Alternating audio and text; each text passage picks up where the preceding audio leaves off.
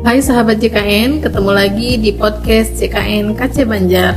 Pada kesempatan kali ini, kita akan membahas topik yang sangat penting bagi sahabat JKN, yaitu program rujuk balik. Mungkin beberapa dari sahabat JKN sudah mendengar istilah ini, tapi tidak tahu persis apa yang dimaksud dan bagaimana cara kerjanya.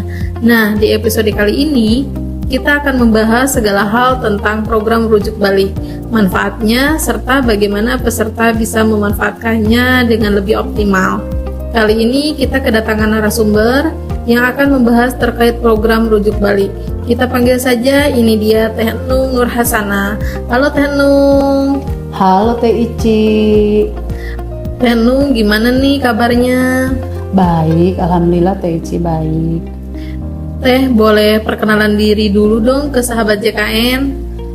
Halo sahabat JKN, perkenalkan nama saya Nung Nur Hasana. Saya sebagai verifikator di BPJS Kesehatan Kantor Cabang Banjar. Nah, kita akan membahas mengenai program rujuk balik nih Teh, di mana program rujuk balik adalah salah satu program dari BPJS Kesehatan yang cukup membantu pasien untuk mendapatkan layanan kesehatan yang lebih cepat, terutama bagi mereka yang membutuhkan perawatan lanjutan. Jadi, buat sahabat JKN yang penasaran dengan program ini, simak terus ya. Teh Nung, apa sih itu program rujuk balik? Program rujuk balik adalah suatu fasilitas yang diberikan oleh BPJS Kesehatan untuk peserta yang menderita penyakit kronis. Setelah peserta mendapatkan surat rujuk balik dari DPJP atau dokter penanggung jawab pasien di rumah sakit, peserta bisa mendapatkan obat kronis atau obat rujuk balik di fasilitas kesehatan tingkat pertama seperti di puskesmas atau klinik atau dokter praktek pribadi yang melayani obat rujuk balik, ataupun bisa mengambil obat rujuk balik tersebut di apotek jejaring yang bekerja sama dengan BPJS Kesehatan. Nah, Teh Ici, program rujuk balik ini memberikan kemudahan akses, kenyamanan, dan efisiensi biaya bagi peserta JKN yang membutuhkan untuk pengobatan atau perawatan dalam jangka panjang. Dengan program ini, peserta dapat lebih mudah sehingga tidak ada iur biaya atau tidak ada antrian panjang di rumah sakit. Jadi intinya program ini memungkinkan pasien yang sudah mendapatkan surat rujuk balik dapat mengambil obat di apotek jejaring yang bekerja sama dengan BPJS Kesehatan atau di fasilitas kesehatan tingkat pertama yang apoteknya bekerja sama dan melayani obat PRB. Program ini memang memudahkan agar perawatan bisa terus berlanjut tanpa hambatan administrasi dan lebih efisiensi dalam waktu. Betul sekali. Jadi program ini emang tujuannya supaya pasien kronis yang membutuhkan perawatan lanjutan itu menjadi lebih mudah. Mereka tidak perlu lagi harus mengurus rujukan ke Paskes 1 atau mendapatkan obat di rumah sakit dengan antrian yang panjang.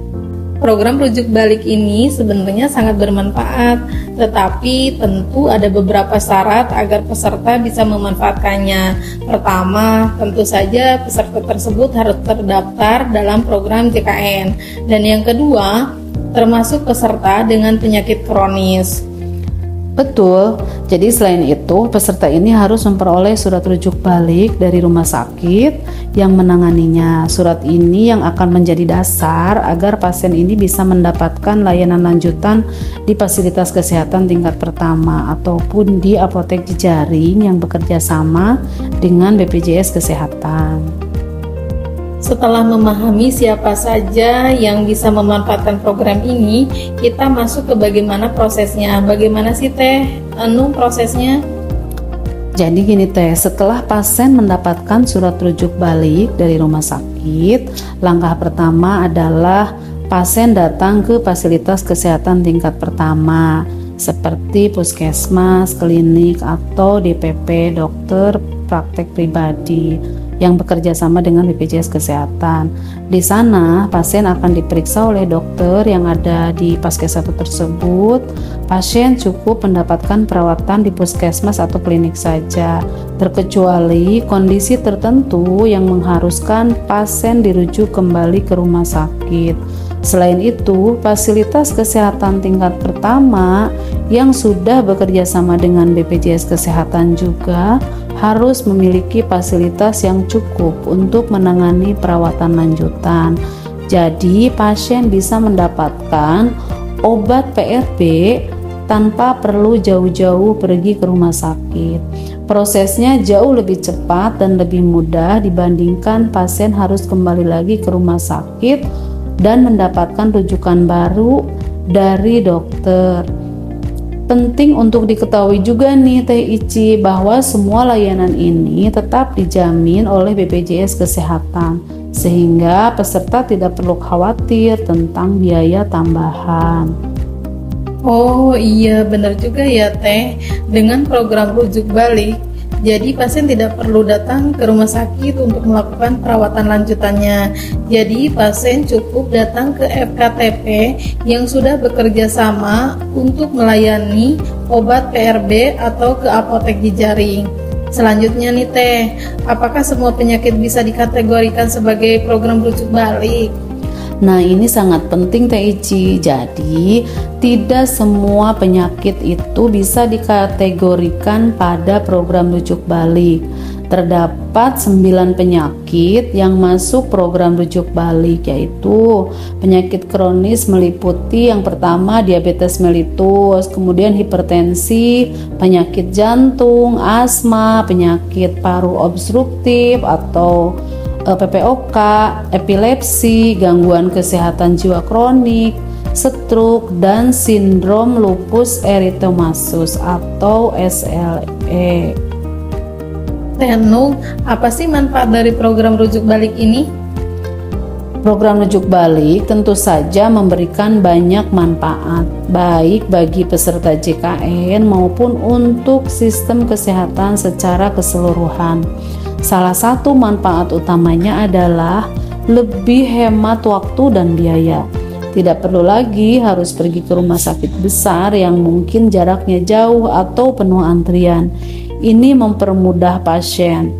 Manfaat lainnya adalah mengurangi antrian di rumah sakit untuk kasus-kasus yang tidak membutuhkan perawatan intensif. Dengan begitu, rumah sakit bisa lebih fokus menangani pasien yang membutuhkan perawatan lebih intensif. Wah, nggak kerasa nih Teh, ternyata pembahasan tadi sangat menarik. Demikianlah penjelasan tentang program rujuk balik JKN yang bisa membantu banyak pasien mendapatkan perawatan lanjutan dengan lebih cepat dan mudah. Program ini juga tentunya meringankan beban rumah sakit dan mempercepat pelayanan kesehatan. Semoga setelah mendengar podcast ini, sahabat JKN menjadi lebih paham tentang bagaimana cara kerja program ini ya, dan bisa memanfaatkannya jika membutuhkan perawatan lanjutan. Jangan ragu untuk bertanya pada petugas kesehatan atau menggunakan aplikasi mobile JKN untuk mendapatkan informasi lebih lanjut.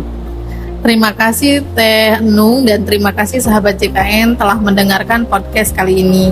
Jangan lupa untuk mengikuti podcast kami di episode selanjutnya dan tetap jaga kesehatan ya. Sampai jumpa. Dadah.